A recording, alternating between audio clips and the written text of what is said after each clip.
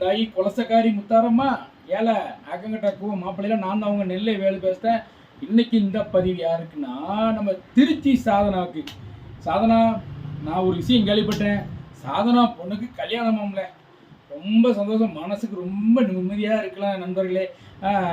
அந்த பொண்ணுக்கு பார்த்தீங்கன்னா இப்போ கல்யாணம் முடிக்கலன்னா 27 22 ஜாதகத்தில் எதுவும் ஒன்று போட்டு, அதனால் சாதனா வந்து முடிச்சிருக்கு. அதுக்கப்புறம் பார்த்தீங்கன்னா அந்த பொண்ணு கிட்ட மாப்பிள்ளை, அந்த மாப்பிள்ளை வந்து சாதனாவுக்கு ஏதோ ஒன்றா விட்ட பங்காளி பையனா அவருக்கு தம்பி சாதனாவுக்கு ரொம்ப சொந்தமாக. முதல்ல ரொம்ப நன்றி, வாழ்த்துக்கள் தான் முதல்ல வந்து உங்கள் எல்லாருக்கும், மாப்பிள்ளைக்கு பொண்ணுக்கு, அப்புறமா திருச்சி சாதனாவுக்கு வாழ்த்துக்கள். அப்புறம் மாமா சின்னத்தரமா உங்களுக்கு ரொம்ப வாழ்த்துக்கள் மாமா, மனசுக்கு ரொம்ப சந்தோஷமாக இருக்குது.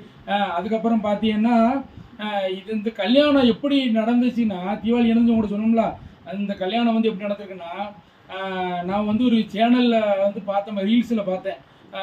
பின்னாடி அந்த பிள்ளை கழுத்தில் மஞ்சள் தாலிலாம் கட்டிருக்கு, அம்மா மடியில் படுத்து கிடக்கு அப்படின்னு பார்த்தேன். அதுக்கப்புறம் சரி சும்மா ஏதாவது வீடியோ அவங்க எடுக்காத கண்டு போடாமல் பார்த்தேன். அது உண்மையாக கல்யாணம் முடிஞ்சிருக்கு.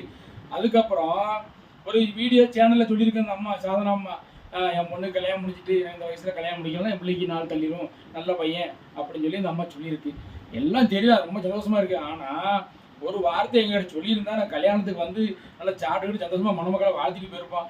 சரி இப்போ ஒன்றும் பிரச்சனை இல்லை, இன்னும் பிள்ளைகள் இருக்குல்ல, அடுத்த கல்யாணத்துக்காக எங்களை கூப்பிட்டு கூப்பிட்டு நாங்கள் வந்து பிள்ளைகளை வாழ்த்துவோம், பாட்டு கச்சேரி மேலதாளத்தோட நொறுக்கி போட்டு சம்முன்னு கல்யாணத்தை என்ஜாய் பண்ண தருவோம்.